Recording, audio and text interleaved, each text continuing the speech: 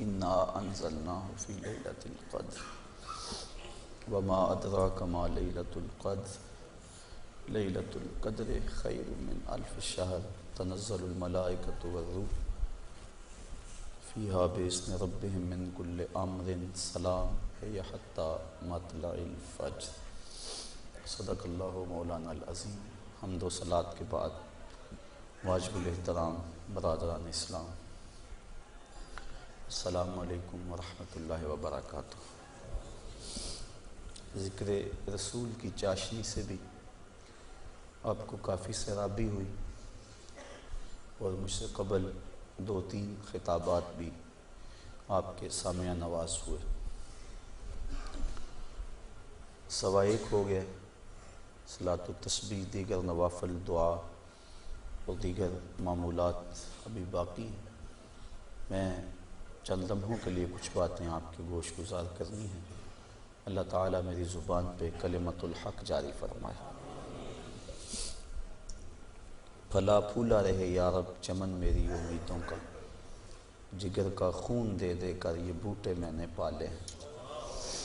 مجھے قلبی طور پہ فرحت ہو رہی تھی اور ہمارے مبلغ ادارۃ المصطفیٰ کے جس انداز کے ساتھ پیغام حق کا ابلاغ کر رہے تھے، اللہ تعالیٰ ان کی جوانیوں کو زمانے کی ہواؤں سے محفوظ رکھے، ان کے علم کو لالچ کی ہوا سے محفوظ رکھے، ان کے درد کو ریا کی ہواؤں سے محفوظ رکھے۔ اللہ اپنی رحمتوں اور کرم نوازیوں کے ہم سب کو حصار میں رکھے۔ چند لمحوں کے لیے کچھ باتیں میں نے آپ کے گوش گزار کرنی۔ آج کی رات انتہائی برکتوں کی حامل رات ہے۔ اس رات کے جھرمٹ میں اللہ کی بے پناہ رحمتوں کا نزول ہوتا ہے، اتنی رحمتیں اترتی ہیں۔ امام قویری لکھتے ہیں کہ روئے زمین کے تمام مسلمانوں میں ان رحمتوں کو تقسیم کر دیا جاتا، رحمتیں پھر بھی بچ جاتی ہیں۔ جتنی فرشتے لے کر رحمتیں آتے ہیں، وہ رحمتیں سب کو دینے کے باوجود بھی رحمتیں بچ جاتی ہیں۔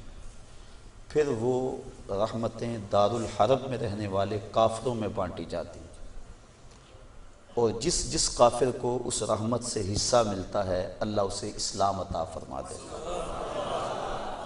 یہ جو آپ آئے دن سنتے رہتے ہیں کہ فلاں عیسائی مسلمان ہو گیا، فلاں ہندو مسلمان ہو گیا، تو امام قویری آپ لکھتے ہیں، آپ فرماتے ہیں یہ شب قدر کو آنے والی رحمتیں ہوتی ہیں، مسلمانوں کی جھولیاں بھر دی جاتی ہیں، اور پھر اس کے بعد جب رحمتیں بچ جاتی ہیں تو وہ دارالحرب کے اندر رہنے والے کفار کو بانٹ دی جاتی ہیں، اور انہیں اللہ پھر بعد میں ایمان عطا فرما دیتا ہے۔ اور ایک روایت کے لفظ اس طرح ہے کہ پھر وہ رحمتیں چھوٹے بچوں میں بانٹ دی جاتی ہیں۔ اللہ کی رحمتیں کتنی عمیم ہیں اور اس کی رحمتیں کتنی وسیع ہیں۔ اللہ تعالیٰ کے محبوب علیہ السلام نے اللہ کی بارگاہ میں یہ عرض کی تھی کہ مالک، میں اب اپنی امت کو تیرا سلام پہنچاتا ہوں، تیری جانب سے جو سلامتیاں وصول کرتا ہوں وہ اپنی امت کو میں دیتا ہوں، تو جب میں چلا جاؤں گا تو تیری طرف سے اترنے والی سلامتیوں کو اور سلام کو میری امت تک کون پہنچائے گا؟ تو اللہ تعالیٰ نے سورۃ القدر نازل کی، اس میں فرمایا سلام محبوب فکر نہ کر، فرشتوں کی ڈیوٹی لگا دی ہے، وہ قیامت تک تیری امت پر سلامتیاں نازل کرتے رہیں گے۔ تو اس رات کے جرمٹ میں بے پناہ برکتیں ہیں۔ ویسے تو حدیث شریف میں آتا ہے کہ اس کو طاق راتوں میں، آخری عشرے کی طاق راتوں میں تلاش کرو، لیکن حضرت ابی بن کعب رضی اللہ تعالیٰ عنہ قسم کھایا کرتے تھے کہ مجھ سے قسم لے لو کہ شب قدر جو ہے وہ 27ویں کی رات ہے۔ حضرت بایزید بسطامی فرماتے ہیں میں زندگی میں 2 مرتبہ شب قدر کو پایا ہے، اور دونوں مرتبہ 27ویں شب کو ہی پایا ہے۔ حضرت ابو الحسن ایک بزرگ ہیں، وہ کہتے ہیں جب سے میں نے ہوش سنبھلی ہے اس وقت سے لے کر اب تک ہر سال میں شب قدر کو پاتا ہوں، اور میرا تجربہ یہ ہے کہ اگر پہلا روزہ پیر کا ہو تو شب قدر 21 تاریخ کو ہوتی ہے، اور اگر پہلا روزہ جمعرات کا ہو تو شب قدر 25 تاریخ کو ہوتی ہے، اور اگر پہلا روزہ جمعے یا منگل کا ہو تو شب قدر 27 کو ہوتی ہے، اور اگر پہلا روزہ جو ہے وہ اتوار یا بدھ کا ہو تو شب قدر 29 کو ہوتی ہے۔ تو اگر ان کے تجربے کو سامنے رکھیں تو اس مرتبہ پہلا روزہ جمعے کا تھا، تو پھر بھی آج کی رات کے دامن میں بے پناہ برکتیں جو ہیں وہ لیلۃ القدر کی رکھی گئی ہیں۔ اللہ تعالیٰ جل شانہ ہمیں اس رات کی برکتیں لوٹنے کی توفیق عطا فرمائے۔ اس کی رحمتیں بازو پھیلائے آواز دیتی ہیں بندے کو کہ کوئی ہے بخشش مانگنے والا، کوئی ہے رزق مانگنے والا، کوئی ہے سوال کرنے والا، میں اس کی جھولیاں بھر دوں۔ ہم تو مائل بکرم ہیں، کوئی سائل ہی نہیں، راہ دکھلائیں کسے، کوئی راہ روے منزل ہی نہیں۔ صرف 4 اشخاص ہیں جو اس رات محروم رہتے ہیں۔ ایک عادی شرابی، شراب کا رسیہ، دوسرا والدین کا نافرمان، تیسرا قاطع الرحم، خون کے رشتوں کو توڑنے والا، اور چوتھا وہ شخص جو سخت دشمنی رکھنے والا ہے۔ اور سخت دشمنی اس کو کہتے ہیں جو 3 دن سے زائد ہو، کیونکہ مومن جب ایک دوسرے سے ناراض ہو جاتے ہیں تو 3 دن سے زیادہ ناراض نہیں رہتے، تو جو 3 دن سے زیادہ ناراض ہیں ان کو سخت دشمنی رکھنے والا کہا جاتا ہے۔ تو اس رات کی جرمٹ میں، اس رات کے حسین لمحوں کے اندر یہ 4 بندے اللہ کی رحمتوں سے محروم رہ جاتے ہیں۔ اگر توبہ کر لیں تو اللہ تعالیٰ جل شانہ اس رات کا حصہ ان کو بھی عطا فرما دے گا۔ اور ایک حدیث کے اندر آتا ہے کہ جو شخص شب قدر کو 2 رکعت نوافل اس طرح ادا کرے کہ سورہ فاتحہ کے بعد 7 مرتبہ سورہ اخلاص پڑھے، اس کے بعد سلام پھیر کے کہے استغفر اللہ و اتوب الیہ، اور یہ 70 مرتبہ پڑھے بعد میں، تو اپنی جگہ سے اٹھے گا نہیں کہ اللہ اسے بھی اور اس کے ماں باپ کو بھی بخش دے گا، یہ اللہ اسے انعام عطا فرماتا ہے۔ انشاءاللہ بعد میں ہم اس کا اہتمام کریں گے، اور بھی نوافل وظائف اور مختلف جو ہیں وہ شب قدر کی برکتیں اور فضیلتیں ہیں۔ سورہ تکاثر اور اس کے بعد سورہ اخلاص پڑھنے کا حکم ہے، اور وہ 4 رکعتیں ہیں، 70 مرتبہ پڑھی جائیں۔ دیگر مختلف جو ہیں وہ علماء نے اپنے اپنے تجربات اور ان کو جو روایات ملی ہیں وہ امت تک منتقل کی ہیں۔ تو یہ رات اپنے دامن میں اس اعتبار سے بہت ساری رحمتیں لیے ہوئے ہمارے ہاں جلوہ گر ہے۔ اللہ تعالیٰ اس رات کی برکتیں ہم سب کو نصیب فرمائے۔ اس کو توبہ و انابت کی رات بھی کہا جاتا ہے۔ جب انسان جاگتا ہے اس رات میں تو اللہ تعالیٰ جل شانہ ما قبل کے سارے گناہوں کو معاف فرما دیتا ہے۔ وہ فرمایا کہ من قام لیلۃ الصیام، لیلۃ القدر اس سے مراد ہے، ایمانا و احتسابا غفر لہ ما تقدم من ذنبہ، جس نے لیلۃ القدر کو قیام کیا اللہ تعالیٰ اس کے پچھلے سارے گناہوں کو معاف فرما دیتا ہے۔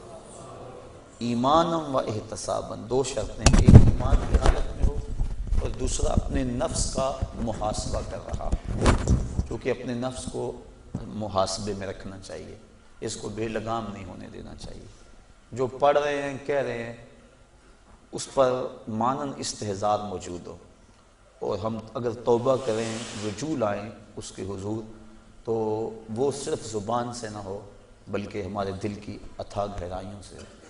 فرمایا کہ التائب من الذنب کمن لا ذنب لہ والمستغفر من الذنب وہو مقیم علیہ کالمستہزی بربہ، جو گناہوں سے توبہ کرتا ہے وہ تو ایسا ہے جس طرح اس نے گناہ کیا ہوا ہے، اور جو توبہ کرتا ہے استغفار بار بار پڑھتا ہے، استغفر اللہ کہتا ہے، لیکن وہ گناہوں کو چھوڑنے کا ارادہ نہیں پاتا اپنے اندر، جمع ہوا ہے گناہوں پر۔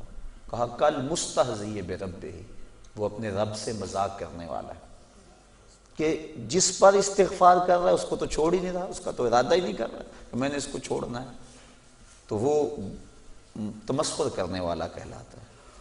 تو جو ہم دعا مانگتے ہیں، جو ہم کہتے ہیں، مانن اس کا استحضار ہونا چاہیے، اور جو ہم اللہ سے وعدہ کرتے ہیں اس وعدہ کو پورا کرنے کی کوشش کرنی چاہیے۔ اللہ تعالیٰ کریم ہے۔ حضرت عائشہ صدیقہ رضی اللہ تعالیٰ عنہ فرماتی، میں نے حضور سے عرض کی ترمذی اور ابن ماجہ کی روایت ہے کہ جب میں شب قدر کو پا لوں تو میں اللہ سے کیا مانگوں؟ تو حضور نے جو دعا تعلیم دی وہ یہ تھی کہ اللہ کی بارگاہ میں پھر عرض کرنا کہ اللہم انکا عفو کریم تحب العفو فاعف عنی، اے اللہ تو معاف کرنے والا ہے، کرم فرمانے والا ہے اور معافی کو پسند کرتا ہے، مجھ سے درگزر فرما لے۔ تو یعنی اس خاص لمحے کے اندر اگر اللہ سے کچھ مانگنا ہے، جب شب قدر کو پا لیں، وہ لمحے آ جائیں، جب جبریل مصافحہ کر رہے ہیں، جب بدن کے رونگٹے کھڑے ہو جائیں، رقت طاری ہو جائے، وہ کیفیت بن جائے کہ دل کہے، وجدان ادراک کرے کہ یہی لیلۃ القدر ہے، یہی وہ لمحے ہیں، اور یہ جو میرے اوپر کیفیت ہے یہ مصافحہ جبریل ہے۔ جب یہ کیفیت مل جائے تو اس وقت اہم وقت کیا مانگے؟ تو کہا اہم وقت یہ مانگے اے اللہ مجھے معاف کر دے۔ تو یہ اہم دعا ہے مومن کی، جس کو تعلیم دیا گیا شب قدر کے حوالے سے۔ آگے پیچھے بھی اللہ کی بارگاہ میں یہ دعا مانگنی چاہیے۔ اگر انسان کے توبہ سے گناہ مٹ جاتے ہیں، استغفار پڑھنے سے، عفو و کرم کا مطالبہ کرنے سے، اور اگر گناہ نہ بھی ہوں تو اللہ تعالیٰ درجے بلند فرما دیتا ہے۔ حضور علیہ السلام نے ارشاد فرمایا میں ہر روز اللہ سے 100 مرتبہ استغفار کرتا ہوں، 100 مرتبہ، جبکہ حضور کے دامن پہ تو گناہ کا ایک داغ بھی نہیں ہے، لیکن اس کے باوجود 100 مرتبہ حضور اللہ کی بارگاہ میں استغفار کرتے ہیں۔ اور ہم جو لتڑے پڑے ہیں گناہوں سے، صبح سے شام تک ہماری زندگی اسی دلدل میں پھنسی ہوئی ہے، تو پھر ہمیں تو بہت زیادہ استغفار کی ضرورت ہے۔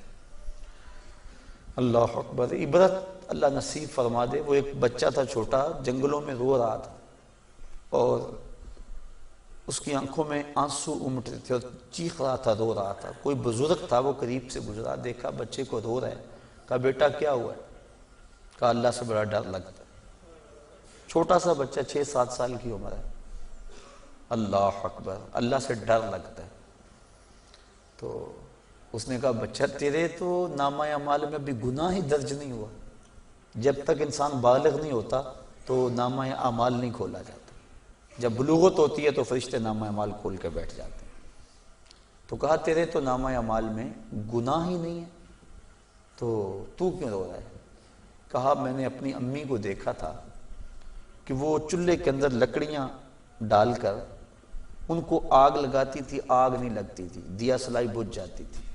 اس نے چھوٹی چھوٹی لکڑیاں لی اور ان کو توڑ کے نیچے رکھا، پہلے چھوٹیوں کو لگائی اور ان کو لگی، پھر بڑیوں کو لگ گئی۔ تو میں اس وقت سے چیخ رہا ہوں کہ حشر کے دن جہنم کے اندر اگر بڑے بڑے گناہ گاروں کو ڈالا گیا، آگ نہ لگی تو مجھ چھوٹے کو نہ رکھ دیا جائے۔ یعنی خوف اور خشیت کا عالم دیکھیے۔ تو کہا میں تو اس وجہ سے ڈر رہا ہوں۔ تو جن کے ذمے گناہ بھی نہیں ہیں وہ ڈر رہے ہیں، رو رہے ہیں، جس کے دامن کو اللہ نے عصمت کے پھولوں سے مزین کیا ہوا ہے، وہ تو روز 100 مرتبہ استغفار کریں اور اللہ سے توبہ کریں۔ اور ہم جو سراپا گناہ ہیں، ہماری سوچ، ہماری فکر، ہمارے خیال، ہمارے کاروبار گناہوں میں لتڑے ہوئے ہیں سب کچھ۔ تو اس لیے ہمیں بہت زیادہ ضرورت ہے اس بات کی کہ ہم اللہ کے حضور رجوع کریں۔ یہ ایک رات 1000 مہینے سے بہتر ہمیں دے دی گئی۔ 1000 مہینے کی عبادت کریں، 83 سال اور 4 ماہ بنتے ہیں۔ اتنی دیر قیام میں کھڑے رہو، رکوع اور سجدے میں کھڑے رہو، اور ایک رات عبادت میں گزار لو۔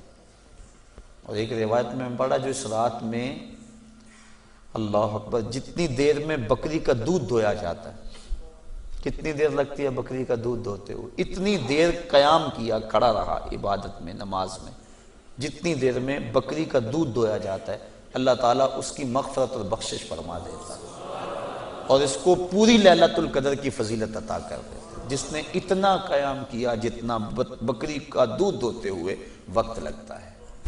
تو اللہ نے یہ مجھے اور آپ کو توفیق عطا فرمائی اور امت کو یہ مزاج عطا کر دیا کہ وہ جتنے مرضی گناہ گار ہوں، شب قدر کو تو جاگنے کا معمول بن گیا ہے، اور کئیوں کو الحمدللہ توبہ بھی نصیب ہوتی ہے، پکی توبہ، اور یہ بہت بڑی دولت ہے۔ زندگی مختصر سی ہے، میں چونکہ تقریر اور گفتگو لمبی نہیں کرنی ہے، اختصار سے عرض کر رہا ہوں کہ مختصر سی زندگی ہے، پتہ نہیں کب سانسوں کی مالا ٹوٹ جائے۔ اور ہم موت کی آغوش میں چلے جائیں، پھر کوئی حجت باقی نہ رہے۔